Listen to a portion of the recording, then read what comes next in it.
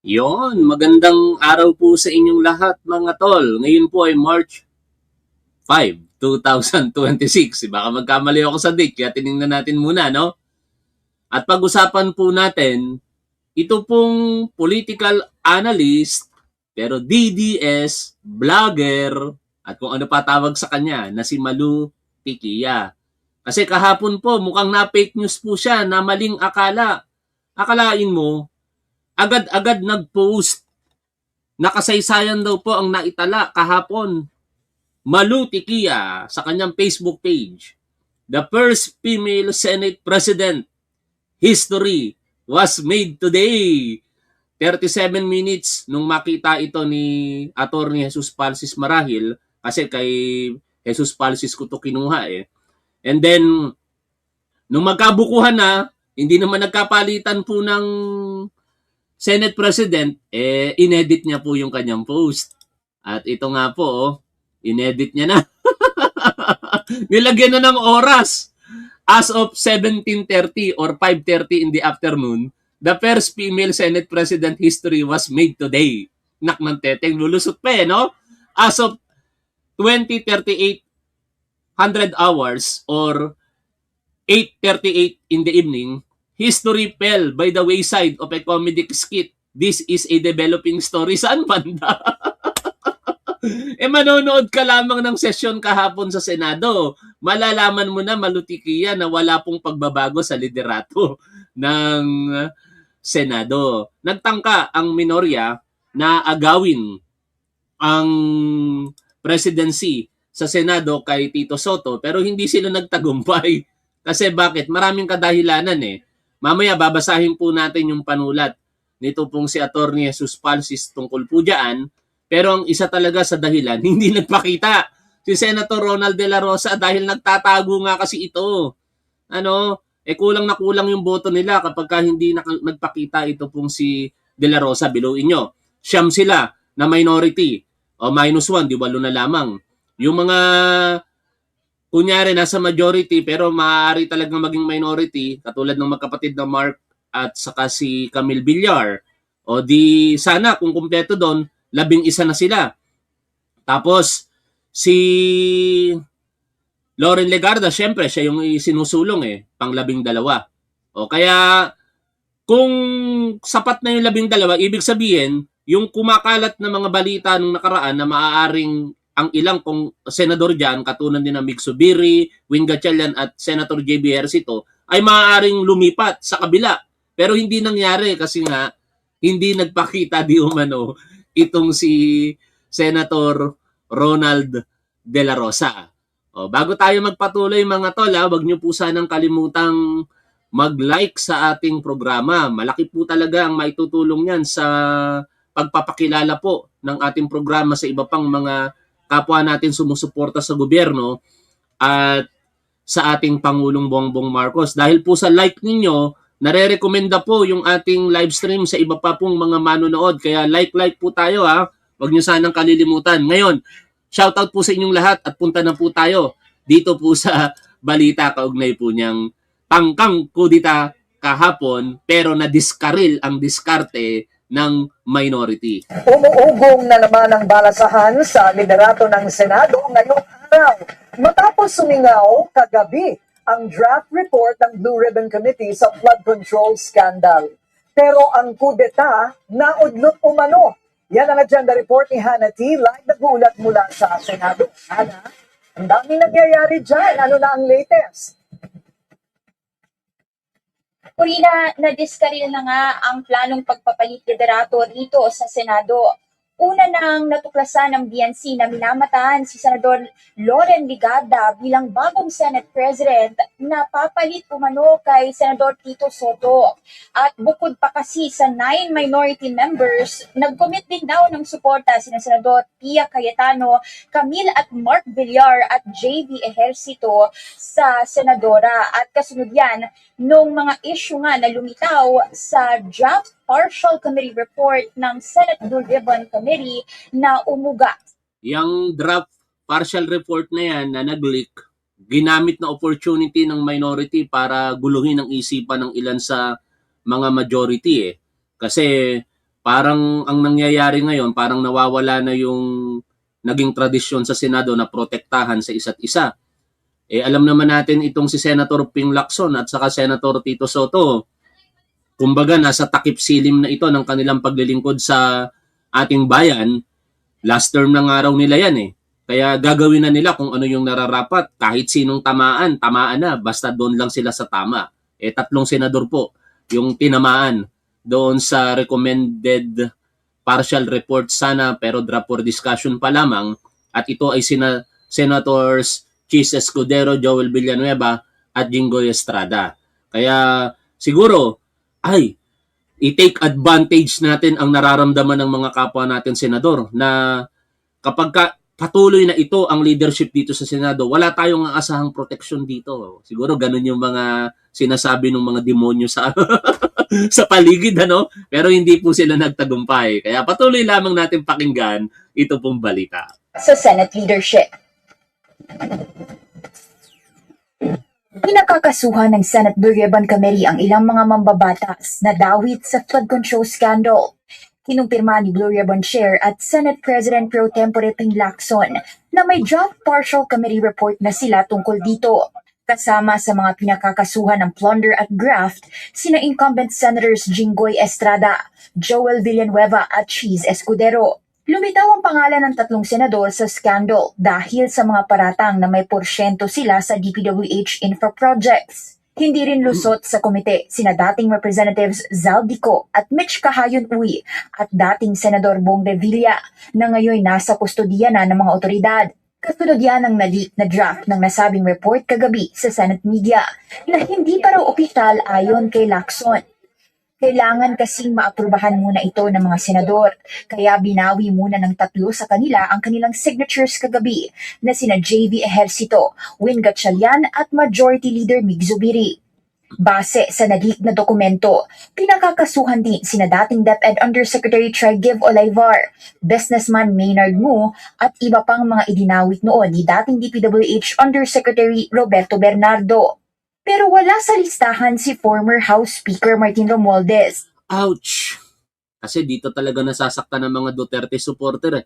Bakit wala sa listahan itong si dating Speaker Martin Romualdez? At marami sa mga senador ang gusto nasa listahan si Martin Romualdez.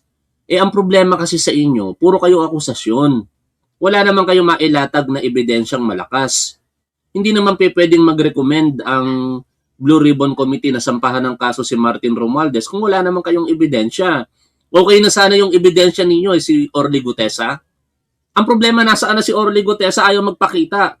Kaya paano titindig yung rekomendasyon ng BRC kung walang testigo in particular laban kay Congressman Martin Romualdez? Sa mga galit kay Martin Romualdez, gamitin nyo naman yung galit na yan para mangalap ng ebidensya at hanapin natin pare-parehas ang katotohanan kung talaga ba siya yung may kasalanan. Sabi ni Lacson, nakakategorize kasi ang rekomendasyon ng mga isasampang kaso base sa mga naging salaysay sa Blue Ribbon at kung may kalakip itong mga ebidensya. Because the names you mentioned, don't be mentioned na recommendation. Pero ang recommendation is further inquiry. Sa gitna ng kagustuhan ng Blue Ribbon na makasuhan ang ilang senador, tila nanganganib naman ang liderato ng Senado. If it will cost this Senate presidency, that's part of the game, ano? Kung because of a committee report na nag-participate naman din sila. Iyakan yung mga tatanga-tangang Duterte supporter, sinisipa ako na kasi sa live. Tanga kasi kayo eh. Hindi ko na ma-take yung katangahan ninyo kaya pinagsisisipa ko na kayo.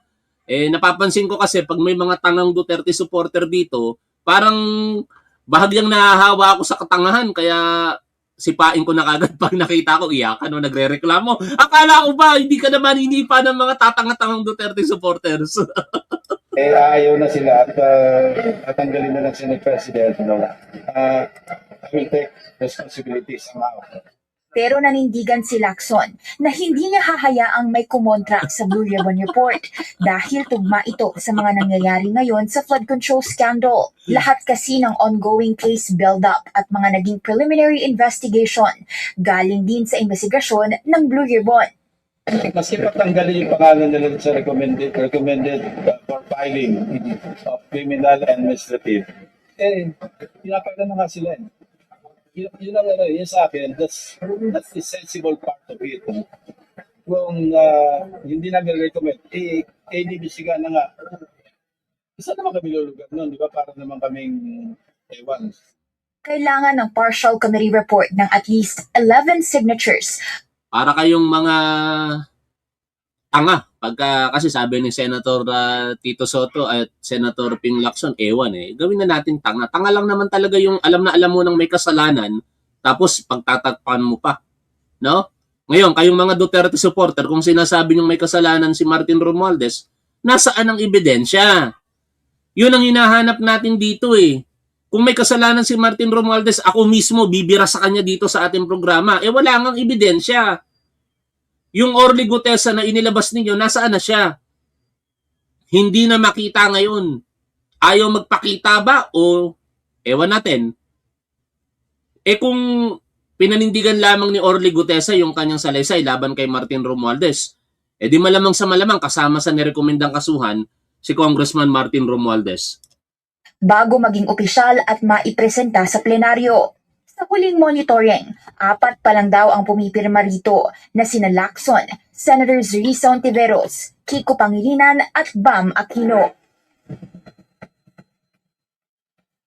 Corina, umugong din ang impormasyon kanina na posible raw lumitaw itong si Senador Bato de la Rosa Yan ang sa problema. Senado dahil nga doon Yan sa ang mga problema, report hindi na lumitaw. kudeta na ayon sa ating source ay nasa kanyang sasakyan daw kanina outside the Senate premises kaninang hapon yan. Pero hindi pa ito kinukumpirma ng kampo ni De La Rosa at kung ating matatandaan siya ay bahagi ng Senate minority at magiging relevant kung sakali ang kanyang boto sakaling nagpalit nga ng liderato dito sa Senado. At kanina, Corina, kapansin-pansin yung mahabang break ng Senate session ngayong hapon at kung sakaling ang natuloy itong Senate coup, si Soto yung pangalawang senador kung sakali na may pinaka Si Luna. Pakita maiksing natin. leadership sa higher chamber dahil ayon May bago na namang aso. Hindi, aso to ng kapatid ko. Kinagat niya yung kapatid ko, kaya gastos.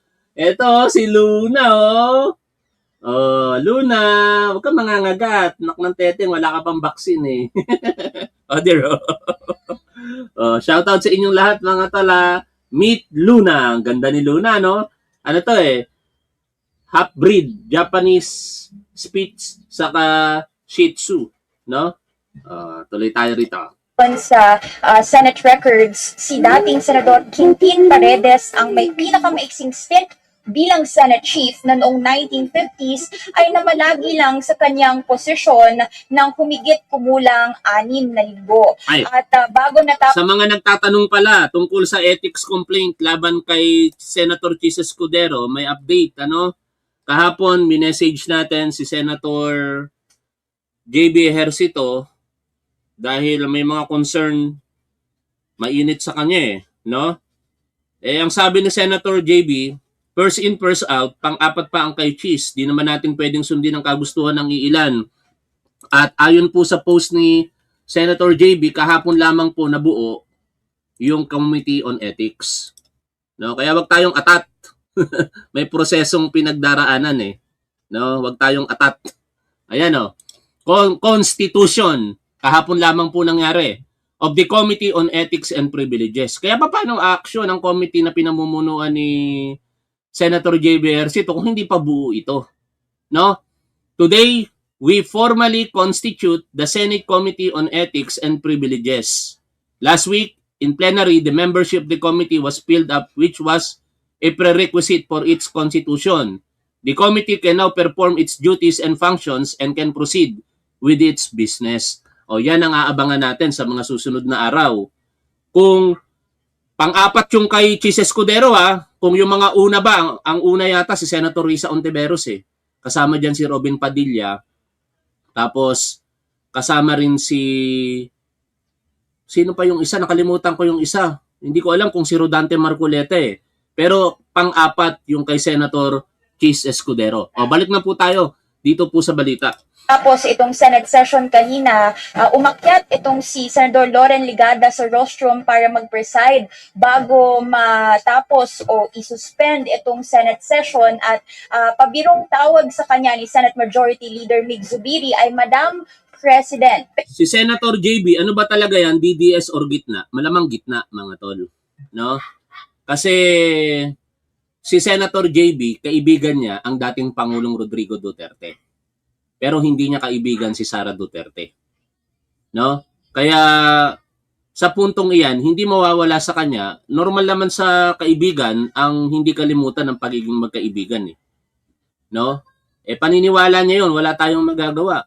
Basta so far, ang ginagawa ni Senator JB sa aking pananaw, kung nasa gitna siya, wala namang problema sa akin yan dahil ngayon, nasa majority naman siya. Medyo magkakaroon ng problema kapag biglang bumaligtad si Senator JB. At itaga nyo sa bato, mga tol. Kahit nagkakausap kami na Senator JB, kapag kakumampiyan sa Duterte Block, hindi na po natin susuportahan yan. Pero hindi ko naman makakalimutan yung sinabi niya sa akin na malabong mangyari yon. Meron kami naging pag-uusap before na sabi niya malabong mangyari, napapanig siya sa minority. No? Ang minority, Duterte Block. Pero pag nangyari, wala tayong magagawa. Choice niya yun. Ang magagawa lang natin is not to support him anymore. Ganun lang naman yun eh. O, tuloy po tayo dito. Pero kalaunay, kinlarify naman ni Legada na ito raw ay dahil siya lang ay presiding officer at hindi na nga natuloy itong Senate coup. Corina. So, okay, mula dyan, balikan muna natin, Hana, no, yung partial draft report ng Blue Ribbon na O, tatanungin ko kayo ngayon. Sino mas masahol? Si Leila de Lima o si Senator JB Ejercito?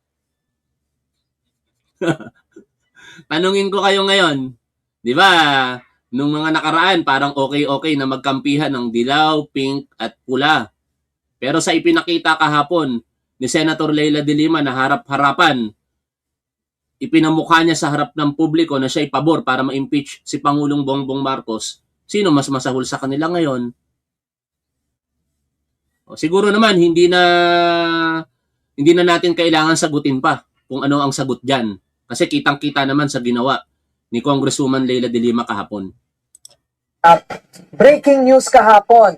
Sinabi mo kasi na may mga bumawi ng kanilang mga pirma. Nakita natin ang sulat ni Senador Mig Zubiri na 3 silang nagba-back out sa kanilang pirma.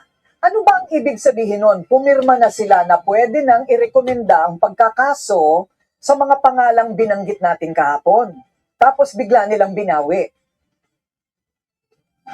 Yes, Corina, tama yung signatures and yung senators that you mentioned na binawi yung kanilang mga pirma. Sabi nila, Yeah, may paliwanag din dyan si Senator JB kasi syempre mababanatan natin kapag nakita kagad natin Kaya hiniling natin yung panig niya. Ang paliwanag niya dyan, ayon sa kanya, gusto muna nilang makita yung additional na impormasyon. At mahigit sa 400 daw ang pahina, kaya babasahin muna nila. May nagtanong, bakit hindi kagad nila binasa? Ang sagot dyan, hindi ko na tinanong kay Senator JB, pero ang sagot ko dyan, spekulasyon nila lamang, Dahil nga sila yung mga kapwa senador, maramang sa malamang, uso naman dyan na basta na lamang pumipirma, tapos later on, for discussion lang naman yung pinirmahan nila, mapag-aalaman nila, ganun pala yung laman. O kaya nga sinasabi natin, katulad ng observation dyan kanina, na baka nasa gitna si Senator JB at wala tayong magagawa. Kung nasa gitna siya, ibig sabihin, tinitingnan niya kung ano yung balanse sa pananaw niya. Ganun lang naman sa politika, mga tol, walang permanenteng kaibigan, walang permanenteng kaaway Tama naman yung observation ni Fiscal EJ dito O, pansinin niyo ito Sabi ni Fiscal EJ, naging Senate President siya O, di ba? Welcome, the new Senate President, Fiscal EJ. Hindi, ano lang to, AI lang to mga tol Sabi ni Fiscal EJ, in the Senate and in politics in general, there are no permanent friends, only permanent interest. Traidoran, gapangan, plastikan. That's why being Senate President is not a badge of honor. It is a badge awarded to the one who shook hands with yesterday's enemy. O, yun ha. O, tuloy tayo sa pakikinig po dito. Hihintayin kasi nila itong other senators to check itong draft report, at kalaunay sinabi nga ni Senate Blue Ribbon Committee Chair na ito ay nananatiling draft at leaked draft ito ayon kay Soto, dahil today dapat ito i-discuss among the senators, kaya hindi napilitan, kaya ni-report natin na bumawi or binawi ng tatlong senador na ito yung kanilang mga pirma. At to clarify, kanina dapat i-discuss yung draft partial committee report ng Blue Ribbon sa caucus ngayong hapon. Hintay natin, and then Talon tayo ng balita kaugnay niyan. Dito tayo sa GMA. Dahil sa umuugong na panibagong kudeta sa liderato ng Senado, may ilang nagulat nang maupo sa upuan ng Senate President at tawag Malutikiya! Anak ng teteng, naupo lang si Senator Loren Legarda doon sa upuan ng Senate President. Akala mo siya na yung kauna-unahang senador na babae na naging Senate President. Mali ka, Malutikiya. Mali ka, ulitin ko. Malutikiya, dapat ang pangalan mo. Hindi ko na itutuloy, baka idemanda ako nito kasi nandidemanda ito, pikon itong si Malutikiya Idinimanda nito ang mga vlogger Katulad ni na Sir Benji Contreras, si TPL3 at iba pa, no? Dahil po doon sa parang litrato na kumalat, tapos yung itsura niya hindi ko nababanggitin.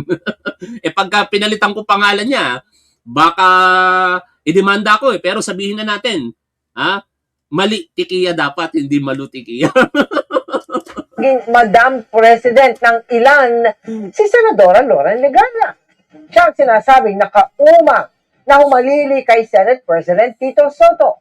Nakatutok live ni Chino Gaston. Chino. Ngayon, sa gitna ng ugong ng isang kudeta sa liderato ng Senado, isang power sharing agreement umano sa pagitan ni Senate President Tito Soto at Senador Loren Legarda ang napag-usapan sa isang informal agreement or meeting. Thank you very much, Madam President. Madam President, nice to see you on the... Malutikiya! Baka yan yung narinig mo, kaya pinost mo yung litrato ni Senator Loren Legarda na nakaupo dito. Tapos the first female Senate President, history was made today. Tinawag kasi ng ilang beses na Madam President nitong si Senate Majority Floor Leader Mig Zubiri, si Senator Loren Legarda No? Pero syempre, alam niyang fake news siya, kaya eventually inedit niya yung post niya na pinakita ko sa inyo kanina. Pinalitan niya, no? Hindi niya naman pinalitan, inedit niya, nilagay niya na ng time saka kung ano pang mga additional na information doon.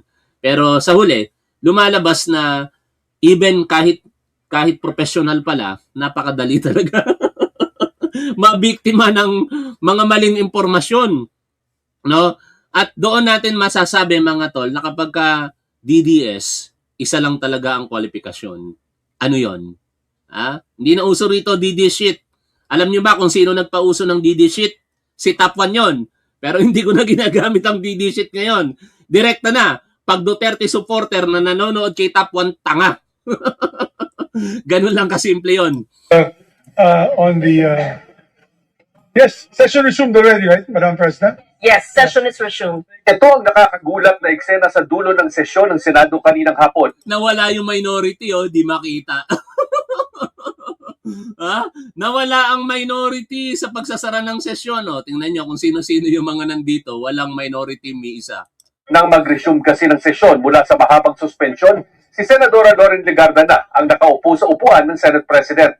Si Senador Mig Zubiri, paulit-ulit siyang tinatawag Madam President bago siya nagmosyon para sa adjournment, habang nakangiti ang mga miyembro ng mayorya na nasa session hall, kasama na si Senate President Tito Soto. Madam President, I move that we adjourn session until 3 o'clock in the afternoon, Monday, February 9, 2026. I so move, Madam President. Any objections?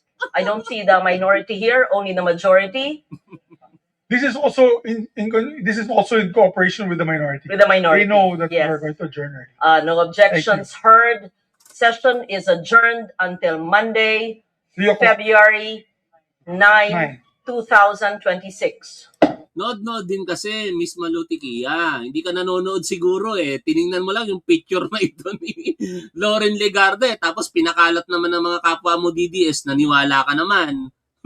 Eh, ang problema, hindi yun yung, ayun yung sinasabi ng mga tol na hindi natin dapat inuhusgahan ng isang sitwasyon sa isang photograph lamang. Dahil sa likod ng mga photograph na yan, meron pong ibang mga sirkumstansya at ganon na ganon yung nangyari kahapon. Thank you very much, Madam President. Ang tagpong yan nangyari sa gitna ng ugong ng panibagong kudita sa liderato ng Senado kung saan sinasabing si Legarda ang nakaumang na humalili kay Soto at maging kauna-unahang babaeng Senate President sa kasaysayan. Tinanong sina Legarda, Zubiri at Soto ukol sa nangyari. Presiding officer. Hindi. May nag-tweet kasi si Senator Kiko, #power sharing. Ma'am, nag-tweet si Senator Kiko, #power sharing. I don't know. Maybe you asked Senator Kiko. Madam President. Was there? Maybe the future president of the Senate will see the future. Our group is more solid than ever. Unang nag-post sa social media si Senator Kiko Pangilinan ng isang litrato sa loob ng Senate lounge kasama si Legarda at 7 na iba pang senador na bahagi ng mayorya, sina Soto, Senador Bam Aquino, Panfilo Lacson, Risa Ontiveros, Win Ay, nako, talaga nga naman, no? Ang dami talagang mga nauuto kapag hindi ginagamit ang critical thinking.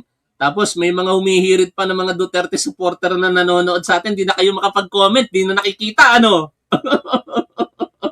Sorry naman. Wala kasi kayong ginagawa dito sa programa ni Tapon kung hindi manggulo lamang eh. Kung kayo ay proper ang mga approach ninyo, halimbawa, kayo ay Duterte supporter tapos ipinagtatanggol nyo ng maayos sa comment section, ipabayaan ko sana kayo. Eh, ang problema, wala kayong ginawa kung hindi manggulo na lang. Nang i-spam pa kayo dyan para kayong kumakain ng pagkain, spam. Kaya babay na sa inyo, wag na kayong magtangkang mag-comment pa kung wala naman kayong masasabing hindi maganda. Ay kung wala kayong masasabing maganda, mga Duterte supporter ha. Uulitin ko, kapag ka Duterte supporter na nanonood kay Top 1, tanga kayo. Gatchalian, JV Ejercito at Zubiri. Ang sabi ni Ejercito, isa sa mga napag-usapan umano sa pulong ang isang term sharing agreement sa pagitan ni Soto at Legarda. Pero ibig sabihin ng sharing. Between who?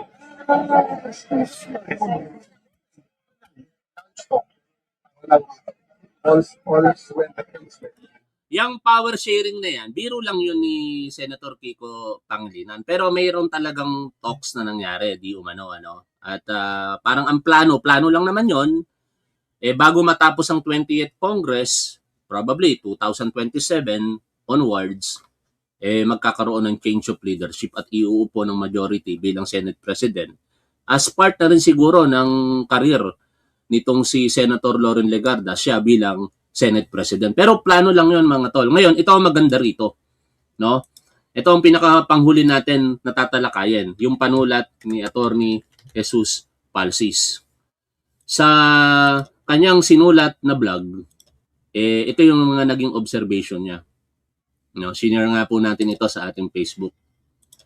Sabi dito, how the DDS minority bloc failed February 4, 2026. Today was a roller coaster day, unlike when Tito Soto ousted then Senate President Chis Escudero back in September 2025. Bigyan ko kayo ng kaunting baliktanaw, ano? Noong September 2025, naging lihim ang kudita. Kasi gano'n naman ang kudita. Wala namang kuditang maingay. Kaya nga nagtataka ako dito sa grupo ng minority ngayon eh. Kudita nila ang ingay-ingay. Lahat ng kudita, the essence of kudita is yung tinatawag na quote-unquote stealth. No? Palihim. Biglaang pagkilos laban sa otoridad. Tapos, magkukudita kayo, alam ng otoridad, eh alam ng majority yung ginagawa ninyo. Nung panahon ni Tito Soto, hindi nyo alam. Naghihiring nga si Senator Rodante Marcoleta bilang chairperson ng Blue Ribbon Committee. Nagpaalam bigla itong si Senator Risa Ontiveros eh. Pinayagan niya pa, pero ang hindi niya alam, si Senator Risa Ontiveros pala at iba pang na mga noon ay minority, nag-uusap-usap na para sa kudita laban kay Senator then Senate President Chis Escudero. O, ano ang nangyari? Kinahapunan, lahat kayo tulala, tahimik na.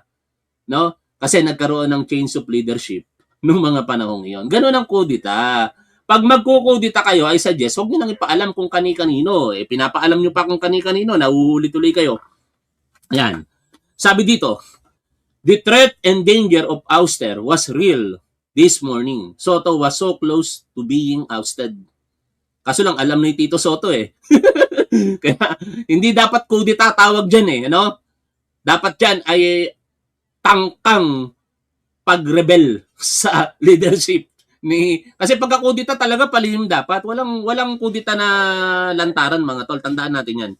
Here are the following reasons and backstory why the Senate coup was brewing but failed. Number 1, brewing coup plot, urgency to oust Soto.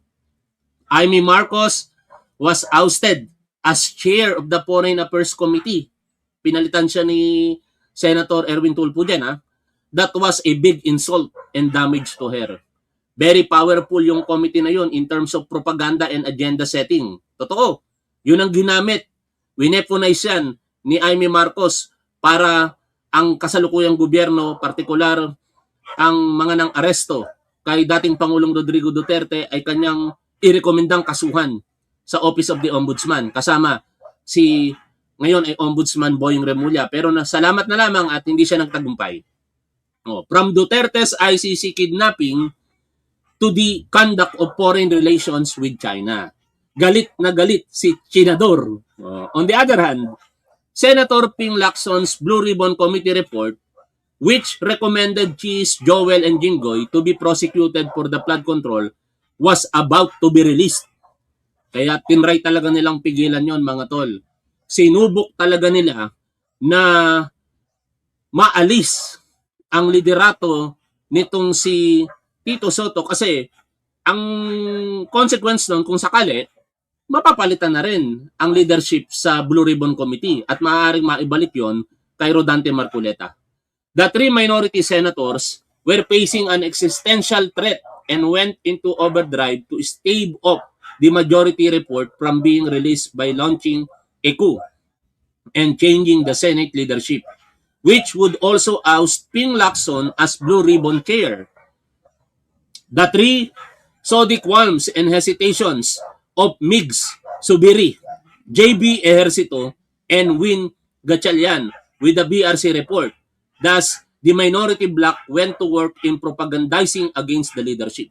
Yun yung sinasabi natin kanina, mga tol, na dahil doon sa leaked Blue Ribbon Committee draft report na yun, dinidemonyo nila yung isipan ng 3 senador. Si Mig Subiri, si JB Ejercito, at saka si Win Gatchalian. Parang siguro gusto nilang palabasin, pagka nagpatuloy ang leadership na ito sa ilalim ni Tito Soto, hindi na tayo mapoproteksyonan. Pati kayo baka eventually madamay na. Baka ganun yung mga spekulasyon ko lang yun, hindi po yung kasama sa binabasa ko dito. Ituloy po natin yung pagbasa.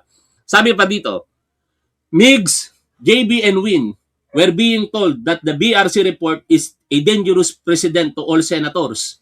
Wala na old boys club protection. Tapos, wala daw congressman nakakasuhan sa BRC report, which is fake because the BRC report also included recommending filing charges against former Congresswoman Mitch Kahayon Uy. Furthermore, the impeachment trial of Sara Duterte was likely to come to the Senate. The DDS bloc wanted a friendlier Senate President if ever. At yan ay pinatunayan ni Senator Robin Padilla. Sabi ni Senator Robin Padilla, wala nang plastikan. Dapat ang Senate President pabor para kay Sara Duterte. Ituloy po natin. And so the DDS bloc thought of who would be the best candidate to get majority support to oust Tito Soto. And they saw Loren Legarda. If you didn't know and didn't read my September 2025 post about Chis Escudero's ouster, ang nagsasalita po dito si Atty. Jesus Palsis, lilinawin ko lang, it was Loren Legarda who was instrumental in lobbying and talking to senators to get the votes. The DDS bloc saw that Loren's son was being investigated and ginigipit ng admin. So yun ang propaganda nila to convince Loren to jump ship. Alan Peter Cayetano, And Amy Marcos also dangled the thought of being the first female Senate President in the Philippine history to Loren. O ikaw na, tanggapin mo na yung alok namin kasi tatala ka sa kasaysayan sa kauna-unahang pagkakataon magkakaroon ng Senate President na babae at ikaw yon Loren Legarda, kaya tanggapin mo na ang alok namin. Siguro ganun yung mga nangyari, no? At tuloy tayo rito. And initially, it was tantalizing. Thus, the coup was brewing and was projected to get 14 to 17 senators. DDS Minority Bloc, Cheese, Joel, Jinggoy, Alan Peter Cayetano, Amy, Marcoleta, Bongo, Robin, and Bato. Defecting majority, Loren, JB, Migs, and Win. 10 seaters or fake majority, Pia, Mark, and Camille. Everything was set for today, February 4, 2026. Eto na. Kasi ang kudita, hindi dapat ipinapaalam. No, dapat palihim yan. Nagkaroon tuloy ng counter. No? Ikalawa, sa panulat nitong si Attorney Jesus Palsis, counter moves of Soto and majority. For a few days now, the rumors of a coup plot was already being reported by Politico, Billionario News Channel, and other media outlets. Unlike Chis Escudero, who was caught off guard in September, Tito Soto and the majority bloc were not going to take it sitting down.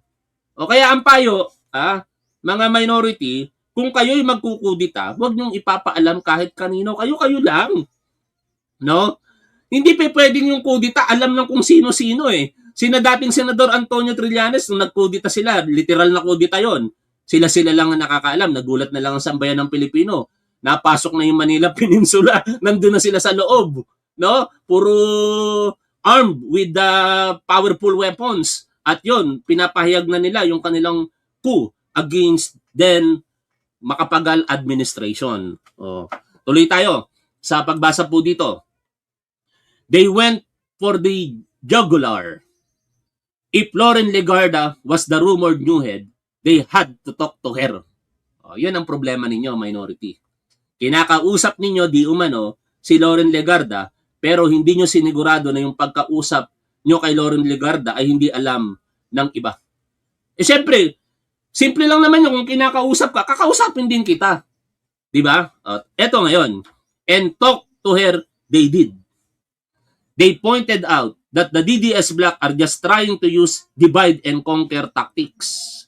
While they might support her now, nothing stops Cheese, Amy, and APC from betraying her in the future.